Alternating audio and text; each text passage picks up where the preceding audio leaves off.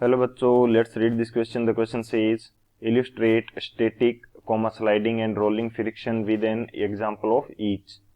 तो इस क्वेश्चन के अंदर हमें बोल रखा है कि static sliding and rolling friction का जो एक एक एग्जांपल देके हमें क्या करना है, इसको एक्सप्लेन करना है। तो बात करते हैं हम लोग की कंसेप्ट की। यदि बात की जाए की कंसेप्ट, तो की कंसेप्ट हमारे पास क्या होगा। हम सबसे पहले देखते हैं कि स्टैटिक स्लाइडिंग और रोलिंग जो फ्रिक्शन है वो होता क्या है। तो सबसे पहले बात की जाए स्टैटिक फ्रिक्शन की। स्टैटिक फ्रिक्शन से बेसिकली मीनिंग ये है कि हमारे पास ऑब्जेक्ट मूव नहीं कर रही है, लेकिन जो फ्रिक्शन है वो अप्लाई हो रहा है। जैसे एग्जांपल की मैं बात करूं तो कोई मान लेते हैं कि ये कोई टेबल सरफेस है, इसके ऊपर एक ऑब्जेक्ट रखी हुई है जिसका मास क्या है, m है। अब मैंने इसके ऊपर एक फोर्स अप्लाई किया, मैंने इसके ऊपर एक एक्सटर्नल फोर्स अप्लाई किया इसको मूव करवाने के लिए, लेकिन ये मूव नहीं हुई। यहाँ पे एक्सीलरेशन क्या है, जीरो है, कोई भी टाइप की मूवमेंट नहीं है। लेकिन जब एक्सटर्नल फोर्स अप्लाई करेंगे तो भी हमारे पास एक फोर्स अप्लाई हो गया, फ्रिक्शन फोर्स। वो क्या होता है, स्टैटिक फ्रिक्शन होता है। ये हमारे पास क्या होगा, इस कंडीशन के अंदर जो एफ आर है वो क्या होगा, स्टैटिक फ्रिक्शन होगा, क्योंकि ऑब्जेक्ट मूव नहीं कर रही है। तो यहां पे मैं बात करता हूं कि जो फ्रिक्शन की वैल्यू है वो क्या होगी, एफ आर की वैल्यू वो हो जाएगी म्यू इंटू एन।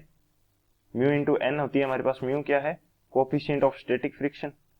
इसको हम बोल देते हैं म्यू एस बोल देते हैं, इसको हम बोल देते हैं म्यू एस। चलो इसको म्यू एस नहीं, इसको म्यू ही रखेंगे, म्यू एस हम स्लाइडिंग फ्रिक्शन के लिए यूज करेंगे। सो ये हमारे पास हो गया म्यू इंटू एन हो गया। तो एन हमारे पास क्या है, नॉर्मल रिएक्शन, और म्यू हमारे पास क्या है, कोफिशिएंट ऑफ फ्रिक्शन, या बोल सकते हैं कि स्टैटिक कोफिशिएंट ऑफ फ्रिक्शन। अब नॉर्मल की बात की जाए, नॉर्मल रिएक्शन की, तो हमारे पास जो ऑब्जेक्ट है उसका वेट लगेगा नीचे की तरफ एन, और normal reaction table surface provide कराएगी ऊपर की डायरेक्शन के अंदर। सो ये हमारे पास हो जाएगी एन। तो एन की वैल्यू किसके इक्वल हो जाएगी, एन की वैल्यू एम जी के इक्वल हो जाएगी। क्यों हो जाएगी, क्योंकि वर्टिकल डायरेक्शन के अंदर और हॉरिजॉन्टल डायरेक्शन के अंदर कोई भी मोशन नहीं हो रही। सो वर्टिकल डायरेक्शन के जो भी फोर्सेज होंगे वो इक्वल होंगे। सो एफ आर की वैल्यू क्या हो जाएगी इस कंडीशन के अंदर, म्यू इंटू एम जी, ये हमारे पास हो जाएगी। और इसका यदि मैं एग्जाम्पल की बात करूं तो एग्जाम्पल क्या हो गया, any object on table surface, object on table surface, table surface के ऊपर कोई ऑब्जेक्ट रखी हुई है तो हमारे पास क्या हो जाएगा, स्टैटिक फ्रिक्शन हो जाएगा। इसी प्रकार से हमारे पास क्या हो सकता है, अब एक कंडीशन स्टैटिक फ्रिक्शन के अंदर ये आती है कि लिमिटिंग फ्रिक्शन की कंडीशन आती है।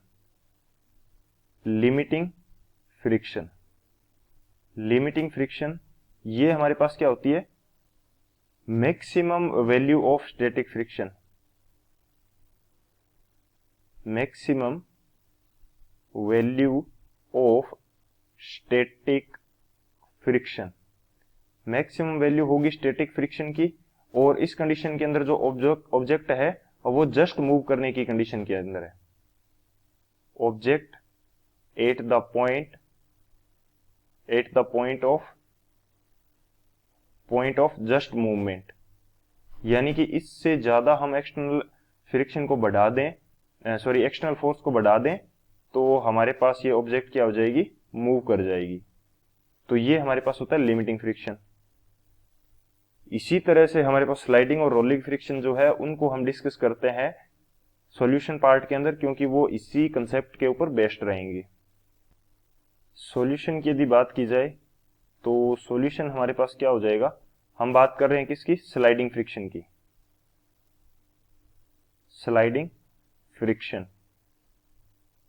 स्लाइडिंग फ्रिक्शन, तो स्लाइडिंग फ्रिक्शन क्या होगा, हमने सेम टेबल ले रखा है, सेम ऑब्जेक्ट है हमारे पास जिसका मास m है, इसके ऊपर हमने एक्सटर्नल फोर्स लगा दिया है, लेकिन इस बार ये एक्सटर्नल फोर्स जो है इसकी वैल्यू क्या है, ज्यादा है किससे, फ्रिक्शन लिमिटिंग से, LT यानी कि लिमिटिंग फ्रिक्शन। लिमिटिंग फ्रिक्शन से ज्यादा है तो हमारे पास यहाँ पे क्या हो जाएगी, एक नेट मूवमेंट आ जाएगी, इस डायरेक्शन के अंदर हमारे पास एक्सीलरेशन मिल जाएगा। तो यहाँ पे जो फ्रिक्शन अप्लाई होगा तो वो क्या हो जाएगा, स्लाइडिंग फ्रिक्शन, जिसको मैं बोल देता हूं एफ आर स्लाइडिंग। यानी कि फ्रिक्शन है, स्लाइडिंग फ्रिक्शन है। क्यों? क्योंकि ऑब्जेक्ट जो है वो स्लाइड करते हुए मूव करेगी। सो इसकी वैल्यू हमारे पास क्या हो जाएगी, सेम कंडीशन रहेगी, यहाँ पे भी वेट लगेगा नीचे की तरफ mg और नॉर्मल रिएक्शन क्या लगेगा, ऊपर की तरफ n। सो फ्रिक्शन को फाइंड आउट करने का जो फॉर्मूला है वो हमारे पास क्या रहता है, तो हम बात कर रहे हैं स्लाइडिंग फ्रिक्शन की। सो कोफिशिएंट ऑफ फ्रिक्शन जो आएगा वो आ जाएगा म्यू एस, यानी कि स्लाइडिंग कोफिशिएंट ऑफ फ्रिक्शन, और n की वैल्यू हमारे पास mg है ही, तो ये वैल्यू हमारे पास आ जाएगी स्लाइडिंग फ्रिक्शन के लिए। और इसके एग्जाम्पल की यदि मैं बात करूं तो इसका एग्जाम्पल हमारे पास क्या हो जाएगा, sliding of object at any surface. किसी सरफेस पे यदि स्लाइड करती है कोई ऑब्जेक्ट, जैसे कोई बुक रखी हुई है टेबल पे, तो उसको हम स्लाइड करवाएं तो वो हमारे पास क्या हो जाएगा, स्लाइडिंग फ्रिक्शन का वहां पे जनरेट होगा। थर्ड हम बात करते हैं रोलिंग फ्रिक्शन की। थर्ड हम बात कर रहे हैं किसकी, रोलिंग फ्रिक्शन की। रोलिंग फ्रिक्शन किस कंडीशन के अंदर होगा, इसके अंदर ही हमें चाहिए क्या, कि जो हमारा एक्सटर्नल फोर्स है वो ज्यादा हो किससे, लिमिटिंग फ्रिक्शन से। लिमिटिंग फ्रिक्शन से ज्यादा होगा तभी तो मूवमेंट होगी। मूवमेंट होगी, लेकिन यहाँ पे मूवमेंट किसके थ्रू होगी, रोलिंग मोशन से। Movement by rolling, rolling motion से होगी, तो हमारे पास जो फ्रिक्शन होगा वो क्या हो जाएगा, रोलिंग फ्रिक्शन हो जाएगा। और इसकी वैल्यू भी हमारे पास सेम आएगी, किस प्रकार से, वो हमारे पास आ जाएगी mu r into n. N अलग अलग कंडीशन के लिए अलग अलग हो सकता है, सो हम इसको एन ही रहने देंगे। और म्यू आर यहाँ पे क्या है, mu r is the rolling coefficient of friction, ये हमारे पास हो जाएगा। और एग्जाम्पल की यदि बात करें तो एग्जाम्पल इसके लिए क्या हो जाएगा, कार के जो व्हील हैं उनके और अर्थ सरफेस के जो बीच में फ्रिक्शन लगता है वो क्या हो जाएगा, वो हो जाएगा rolling friction. Car wheel and earth, क्योंकि व्हील जो है वो रोलिंग मोशन करते हैं। सो बेसिकली ये हमारे तीनों जो फ्रिक्शंस हैं उसके टाइप हो जाएंगे। So this is the final answer. I hope you understood it well. Best of luck. Thank you.